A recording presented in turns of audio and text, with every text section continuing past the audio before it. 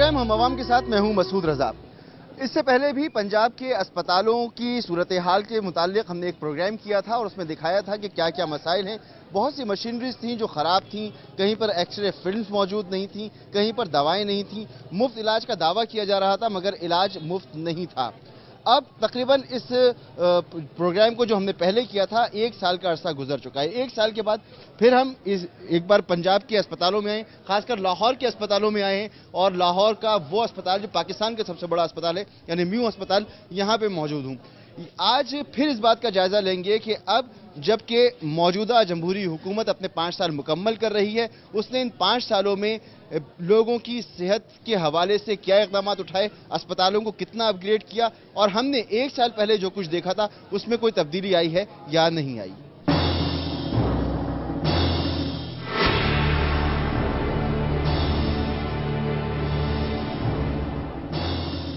बुखार इसको बुखार है तो अस्पताल में लेके जाओ अंदर। लेके गए हैं ना, अभी आए गांव से आए। हाँ तो अंदर इसको जगह नहीं मिली। अभी उन्होंने कहा अभी सुबह परसों मिलेगी। परसों जगह मिलेगी तो परसों तक यहीं पड़े रहोगे सर्दी में बारिश में। क्या करें, कोई सुनता नहीं, माड़े हैं, गरीब हैं। डॉक्टर को दिखा दिया है? हाँ जी। दवा दी डॉक्टर ने? ये अभी नहीं दी। दवा भी नहीं दी। हम तकरीबन आए परसों, ठीक है। कल उन्होंने हमें ये टेस्ट का हमें बताया, तकरीबन 4.5 का टेस्ट है ये वाले, ये हमने किया हुआ है, ठीक है। उसके बाद आज ये एक ब्लड का टेस्ट हो गया, एक ये सिटी स्कैन है। अगर ये हम बाहर से करें तकरीबन काफी पैसा लगेगा। डॉक्टर साहब ये कौन सी टेस्ट है जो यहाँ पर नहीं हो सकते? जी ये प्रॉब्ली मशीन ख़राब है, नर्व कंडक्शन स्टडीज़ की, इस वजह से नहीं हो सकते। नॉर्मल टेस्ट जो बाकी के टेस्ट हैं उन पे भी साल 6-6 महीने का टाइम है, इवन ऑपरेशन का टाइम भी साल और 1.5 साल का मिल रहा है। डॉक्टर साहब ये कितना ज़रूरी है? हर मरीज़ का फ़ौरन होना चाहिए। मेरा अपना मरीज़ हो तो मेरी ख्वाहिश होगी कि अभी फ़ौरन करवाया। और इसको ये अस्पताल से डेट मिली है 5/6/2013 सुबह 9 बजे। टेस्ट की फीस है 1800 रुपये। गरीब आदमी टेस्ट कराना चाहता है, आप उसका टेस्ट करने की डेट देते हैं उसे 3 महीने या 4 महीने की, वो खराबी तो 3 महीने या 6 महीने में बढ़ जाएगी ना मजीद। जी बढ़ जाएगी, मगर उसका ट्रीटमेंट तो शुरू हो चुका होता है। ये टेस्ट तो फाइनल डायग्नोसिस के लिए होते हैं, मगर उनका इलाज तो हम उसी वक्त शुरू कर देते हैं। टेस्ट बाद में होते हैं, रिपोर्ट्स बाद में आती हैं। वो कोई खास मखसूस टेस्ट होते हैं जिनके लिए हम टाइम देते हैं और उनके लिए वेटिंग टाइम लंबा है। मैंने तो सुना था कि इलाज फ्री है यहाँ पर। देखें जी, इलाज मुआवजे के हद तक जहाँ तक सवाल है तो सिर्फ इमरजेंसी में दवाइयाँ मिल रही हैं। वार्डों में भी इवन ये सूरत हाल है कि बाजार से मंगवानी पड़ती हैं और उसके अलावा जितने टेस्ट हैं सब के पैसे होते हैं। यहाँ सामने एक प्राइवेट लेबॉर्ट्री भी खुली हुई है सरकार के उसी अस्पताल में, जहाँ इन्हीं टेस्टों के इससे भी ज़्यादा ट्रिपल फीस में किए जा रहे हैं। यहाँ कहीं आपने प्राइवेट लेबॉर्ट्री के लिए भी कोई जगह दी है किसी? नहीं, हमने नहीं दी। तकरीबन ये ऐसे तकरीबन 1 महीने से हो गया हुआ है। तकलीफ ज़्यादा है? बोल भी नहीं सकती। बोल भी नहीं सकती। ये मरीज है, क्या इनको एडमिट होना चाहिए हॉस्पिटल में? यहाँ लाहौर में 40 बिस्तरों का एक वार्ड है, वहाँ ऑलरेडी 150 मरीज दाखिल है। अब प्रॉब्लम यहाँ पे फिर आती है कि जिम्मेदारी हुकूमत की है कि जिसका काम था कि वार्ड बनाते हैं, अगर पिछले 10 सालों में 4 वार्ड भी उन्होंने और बना दिए होते तो आज इनके साथ ये तो ना हो रहा होता। और अगर आज भी कोई सोचेगा इस पे तो कल को अगले 10 साल बाद शायद लोग सुखी हों। बजट कितना है सालाना? जी हमारे मेयो हॉस्पिटल का सालाना बजट 2.25 अरब रुपए है। हमारा 60% बजट तनख्वाहों पे जा रहा है, वो निकाल के तकरीबन 1 अरब रुपया है, जिसमें से हमारे 40 करोड़ मेडिसिन और किट्स और ये जो हम धागे यूज़ करते हैं उनके लिए इस्तेमाल हो रहा है। जो हमारी 70 बेड की इमरजेंसी थी 140 बेड कर दिया और उसको हमने रेनोवेट किया, अपग्रेड किया।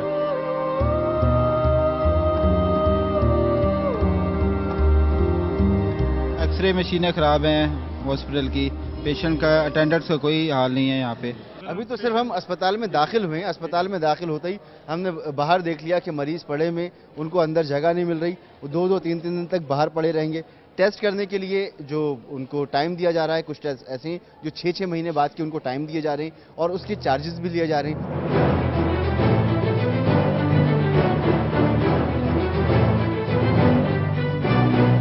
ये म्यू अस्पताल का इंतहाई निगहदाश्त का शोबा है और यहाँ पर इंतहाई क्रिटिकल मरीजों को रखा जाता है। यहाँ पर 5 वेंटिलेटर ख़राब हैं और ये खासा अरसा हो गया इनको ख़राब हुए। इनके लिए बाकायदा बताया जा चुका है, लिख कर आगे भेजा जा चुका है, अप्रूवल में ये पड़ा हुआ है काफ़ी अरसे से, और ये वेंटिलेटर रिप्लेस या इनको ठीक नहीं किया जा रहा। वेंटिलेटर हमारे पास 40 वेंटिलेटर हैं और उनमें 5 वेंटिलेटर हमारे ख़राब हैं और 35 वेंटिलेटर हमारे काम कर रहे हैं। कितनी देर से बैठे हो? काफ़ी देर से बैठे। कितना टाइम हो गया? तकरीबन हो गए 2-2.5 घंटे। क्या कहाँ का एक्सरे करवाना है? पेड़ का मेरी मदर है, इनका एक्सीडेंट हुआ, सिटी स्कैन करवाना है इनका। और कितनी देर हो गई यहाँ बैठे हुए? हमें तकरीबन 2-3 घंटे हो गए। क्या मशीनें कम है कि लोगों को 2-2, 2.5, 3-3 घंटे बैठना पड़ता है? मशीनें कम है, एक मशीन है इस टाइम, ये भी अभी ख़राब हो गई थी पिछले दिनों, इसको भी रिपेयर करवाया। मशीन कम है, अल्ट्रासाउंड है, उधर भी 2 मशीनें, एक ख़राब है। लाइट चलेगी है, फिर जो मुल्की हालात हैं, अब बिजली चलेगी तो मशीन बंद होगी। हमारे लिए मुमकिन नहीं है कि हम इतने बड़े हॉस्पिटल को हम जनरेटर्स पे डालें, तो ये फॉल्ट तो फेडरल गवर्नमेंट का है कि जिन्होंने ये लाइट इस तरह अस्पतालों की बंद करते हैं। हमने बारहा उनको कहा है कि जी हमारे डबल सोर्स दें और अस्पताल की लाइट बंद नहीं होनी चाहिए, मगर उनके कान पे अगर जूं नहीं रेंगती तो फिर हमने इसी सर्कमस्टांसेस में काम करना है। यहाँ पर ये तो लगा हुआ है हीटर, मगर फायर फाइटिंग का सामान नहीं है और इतनी कंजेस्टेड जगह है, खुदा ना खास्ता कोई हादसा हो जाए तो फिर तो बड़ा मसला हो सकता है। नहीं, वो तो जाहिर ठीक आप कह रहे हैं, ये तो हादसा होगा। यहाँ से कोई वो इमरजेंसी एग्जिट भी नहीं है, इधर से भागेंगे सारा इधर कंजेस्टेड, हाँ सारा वो मैसी सा हो जाएगा।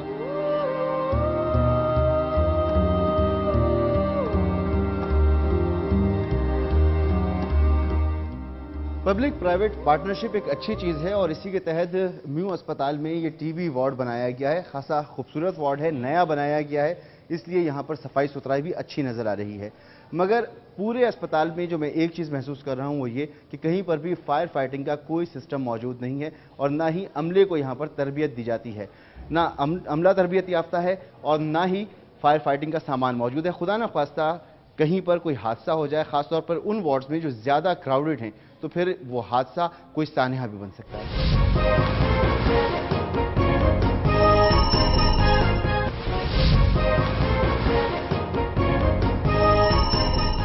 म्यू अस्पताल में आवाम का जितना रश होता है और जितने दूर दराज इलाकों से यहाँ पर लोग आते हैं, उसको देखते हुए इस बात की ज़रूरत यकीनन बहुत पहले से महसूस की जाती रही होगी कि यहाँ पर अस्पताल की नई तामीरात की जाएं और स्पेस को बढ़ाया जाए और लोग जो यहाँ पर आते हैं तो इतना थिक पॉपुलेटेड ये अस्पताल है, यहाँ पर नई फैसिलिटीज़ मुहैया की जाएं।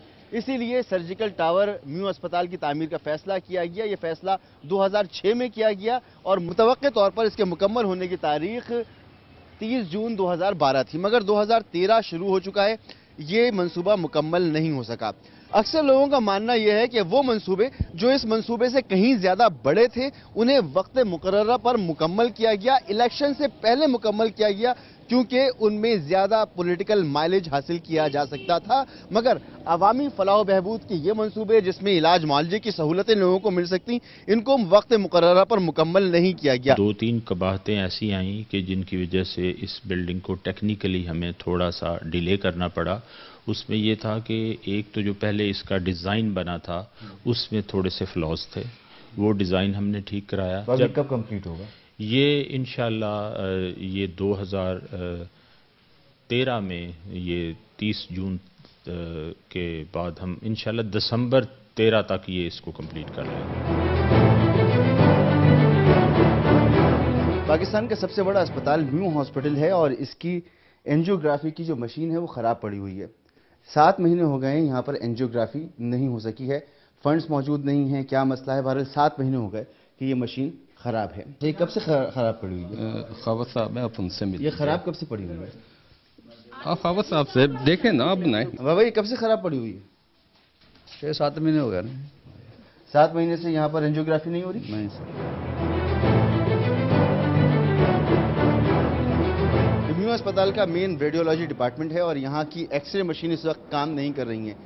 4 एक्सरे मशीन यहाँ पर फारिग हैं क्योंकि लाइट नहीं है यहाँ पर। क्या ये बर्दाश्त किया जा सकता है कि मरीज़ यहाँ पर इलाज करने के लिए आएँ, बैठे रहें, घंटों घंटों बैठे रहें और उनका इलाज इसलिए ना हो कि बिजली मौजूद नहीं है?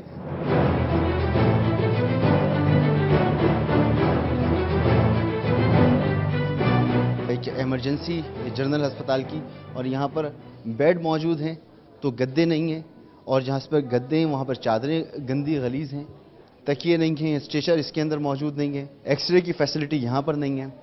आपके पास स्ट्रेचर भी अवेलेबल नहीं है? नॉट अवेलेबल, बिल्कुल। हम इनफैक्ट हमारे पास झगड़ा हो रहा था। अब ये देखें, ये इमरजेंसी है, अब ये बेड यहाँ से वो खाली पड़ा हुआ है, उसका मैट्रेस गायब हो गया। एक्सरे की मशीन हमारे पास प्रॉपर नहीं थी। अब इन्होंने एक बिल्ड अंदर 2-3 दिन हुए कोई स्टार्ट किया उसके ऊपर बनाना, तो बस ये है सिस्टम यहाँ पे चल रहा है। इमरजेंसी के बाथरूम है जहाँ पर टोटियाँ गायब हैं, फ्लैश खराब है, दीवारें इन पर काई जम रही है। ये हाथ धोने की जगह है जहाँ पर टोटियाँ मौजूद नहीं है। ये मेरे पास एक सिटी स्कैन आया है जो पेपर पर है। डॉक्टर साहब क्या क्या देख के बताएंगे इस पे आप?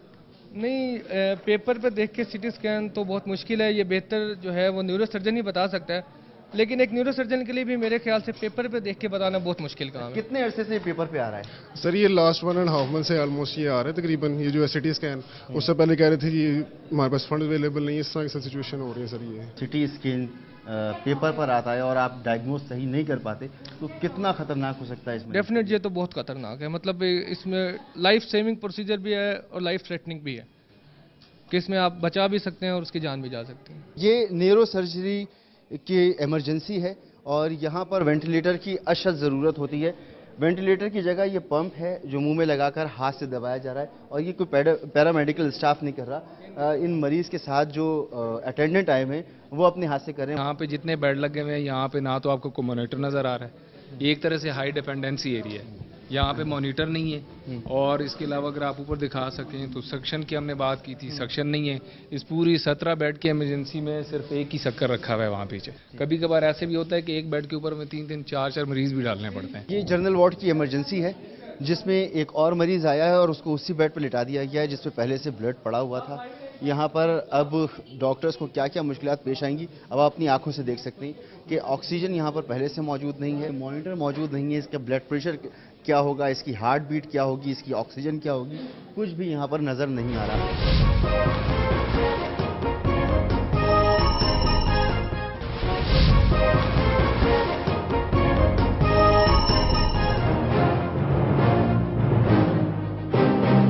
जनरल हॉस्पिटल की एक और इमरजेंसी मेडिकल इमरजेंसी है। ये भी इक्विप्ड नहीं है, यहाँ पर भी मॉनिटर्स नहीं है। हालात बेहतर नहीं है, कोई जल्दी नहीं मरीज को चेक करते और मरीज परेशान ही रहते हैं। हमारे पास इधर इमरजेंसी में कोई कार्डिक मॉनिटर नहीं है जिसकी वजह से हमें बहुत मुश्किल होती है पेशेंट को असेसमेंट करने में। एक मेट्रो के एक्सीडेंट का बंदा इसी हॉस्पिटल में मौजूद है जो आईसीयू में है और उसके साथ जो लोग आए हुए वो बहुत परेशान है। उनकी परेशानी क्या है, वो क्यों परेशान है, ये भी उन्हीं की जबानी आपको सुनवाता हूँ।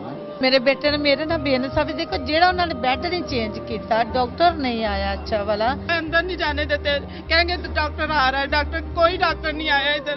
सवेर ਦਾ डॉक्टर साहब और कह गए ने ठीक है भी तेरा बच्चा ਜਿਹੜਾ रात ਦਾ डेड फौत हो गया। अच्छा ਹੁਣ ਫਿਰ ਉਤੋਂ ਫੋਨ ਇਹਨਾਂ ਡਾਕਟਰਾਂ ਨੂੰ ਆ ਗਏ ਨੇ, ਡਾਕਟਰ ਕਹਿ ਰਹੇ ਨੇ ਮਾੜੇ ਮਾੜੇ ਸਾਹ ਚੱਲ ਰਹੇ ਨੇ, यानी कि इन्हों की डिले है भी 10-12 दिन पाइए तो एक गल नूं खत्म हो जाए। ये इंतजार इस बात का कर रहे हैं कि मामला दब जाए फिर आपको बताएं कि आपका बच्चा नहीं रहा। आपका बच्चा नहीं रहा, सिर्फ ये बात है जी। अब गरीब आदमी का बच्चा जो है अस्पताल में वो अस्पताल में पड़ा हुआ है और उसको ये मेट्रो बस की जद में आ चुका है, वो मौत और जिंदगी की कश्मकश में है। खुदारा FIR तक नहीं दर्ज की गई। चलें डॉक्टर से पूछें किस कंडीशन में है अभी? सर ये बात ये है, the patient condition is very very serious and in my humble opinion he will not be able to survive। यानी कि अगर वेंट है तो सांसें चल रही हैं। चल रही जी। बस इतना है। इतना है। मेरे पास ट्रैफिक पुलिस वाले आए थे कि आपके पास एक पेशेंट आया एक्सीडेंट करवा के, तो आप हमें बताएं कि उसकी कंडीशन कैसी है। हमने कहा जी condition is very very serious. उन्होंने मेरे से जनाब रिटर्न लिखवाया, इसके बाद चले गए।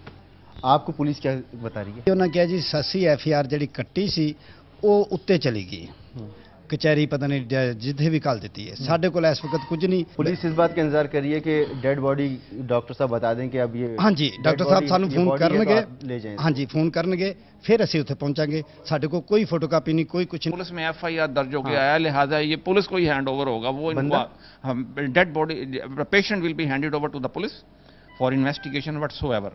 From police he will go home. बच्चा डेड हो चुका है, इनका अमला ही डॉक्टर ही दूसरे कह रहे हैं, ठीक है हमें डेड बॉडी ये दें, ये कह रहे हैं पुलिस के हवाले करना, पेशेंट हमारा है, हमारा बच्चा हमें दें।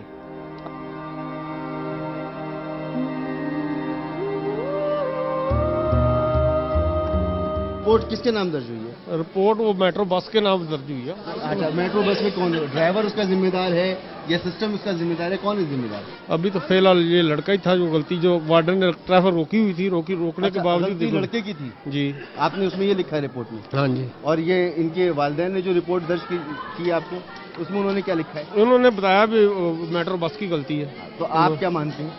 अभी तो चेक करते हैं ना, देखते तो है ना। अच्छा, बगैर देखे आपने फैसला सुना दिया? हमने भी देखे बगैर फैसला नहीं सुनाया। अभी आपने मुझसे कहा कि लड़के की गलती थी जी, हालांकि सिर्फ रिपोर्ट है, FIR नहीं है, इन्वेस्टिगेशन अभी शुरू नहीं हुई। अभी नहीं, और आपने कह दिया लड़के की गलती थी। मेरी बात तो सुन ले भाईजान, बगैर इन्वेस्टिगेशन के आपने कैसे कह दिया लड़के की गलती थी? मेरी बात सुन ले, मेरी पहले से तय किए बैठे हैं आपके लड़के की गलती थी। अभी सिर्फ रिपोर्ट दर्ज हुई है, FIR नहीं कटी, इन्वेस्टिगेशन शुरू नहीं हुई, मगर पुलिस के मुंह से यही निकल रहा है कि गलती लड़के की थी। पहले से बता दिया गया है गलती लड़के की थी।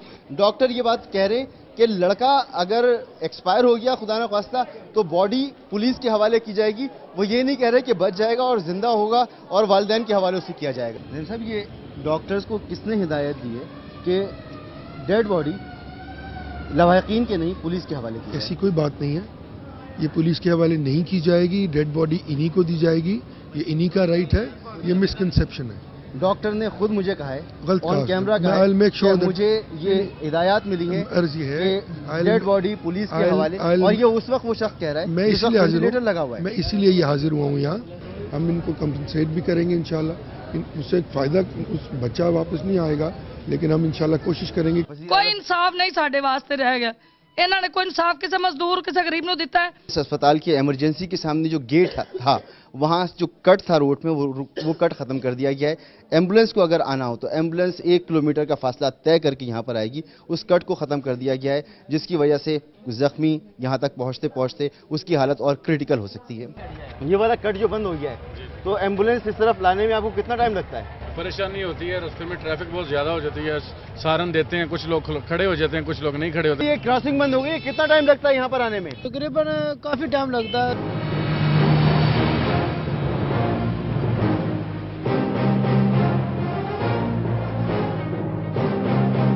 मैं इस वक्त जिस जगह पे मौजूद हूँ ये मेट्रो बस सर्विस का एक स्टेशन है और इसके बिल्कुल सामने शोबा हादसात लाहौर जनरल अस्पताल है। इस मुकाम से एक कट हुआ करता था, जब कोई इमरजेंसी होती थी तो एम्बुलेंस के जाने का रास्ता था ये, और अब एम्बुलेंस के जाने का ये रास्ता बंद कर दिया गया है। इमरजेंसी की सूरत में उस ट्रैक पर आने वाली एम्बुलेंस को 1 किलोमीटर का चक्कर काटकर दूसरी सड़क पर आना होगा अगर उसे इमरजेंसी में जाना है। इमरजेंसी का हाल भी आपने देख लिया कि इमरजेंसी का हाल क्या है। आज के प्रोग्राम में हमने ये जानने की कोशिश की कि अपने 5 साल में पंजाब की हुकूमत ने सेहत के मामले में क्या कुछ किया, कितनी बेहतरी ये लेकर आए, और पूरा प्रोग्राम देखने के बाद नतीजा आप खुद अख्ज़ कर लीजिए। और किसी मामले की जानिब अगर आप हमारी तवज्जो दिलाना चाहें तो हमारा ईमेल एड्रेस नोट कर लें। हमारा ईमेल एड्रेस है hamawam@geo.tv। अगर हमें मैसेज करना चाहें तो HA लिखिए, स्पेस दीजिए, अपना मैसेज टाइप कीजिए और 436 पर सेंड कर दीजिए। अगले प्रोग्राम तक के लिए इजाज़त दीजिए। अल्लाह हाफ़िज़।